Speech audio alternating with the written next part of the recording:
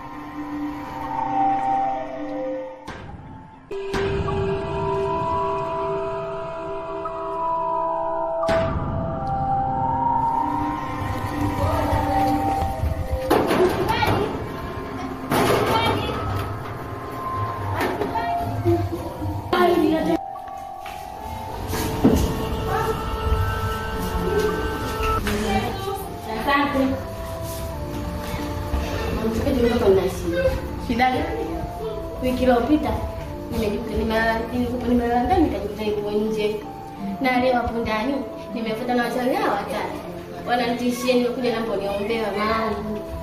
Kama uombewe. Wanakuombea hapa nikakuombea. Hapa tu. Una shida unakaombea. Unaamini kwamba utafunguliwa? Naamini. Unaamini? Maana imani yako ni pekee kuponya. Bila imani hakuna jambo linalotendeka. Acha tukuombee na utaona bila nguvu za giza kukusumbua wala wachawi kukusumbua. Na tukapo jina la Yesu. Namfungua mtoto wako mfalme mama kwa sababu ni Mungu mwenye nguvu na utukufu.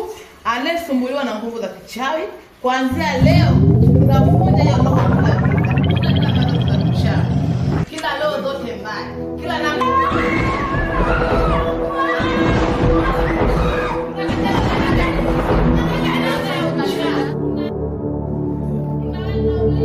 tunaweka ulinzi kuzingine. Kuanzia leo wachawi hautaona. Tunaweka ulinzi kule na kushoto, mbele na nyuma. Tunafuga kama kufuga kuzimu. Tunavunja na kuteketeza. Tunapiga kusambaratisha. Tunaangamiza kwa moto. Tunateketeza kusambaratisha. Tunapiga hizo roho zote mbaya. Mungu ni Mungu mwenye nguvu na utukufu. Na kushukuru mfalme wa amani. Mtoto wako amefunguliwa. Hata hauna tena nguvu za kichawi katika jina la Yesu Kristo na mara kushukuru kusema asante amen. Asante na kushukuru. Haya mwanangu, barikiwe sana na Mungu. Umefunguliwa, kuwa na amani. Hautaona tena wachawi na nyumbani kwenu.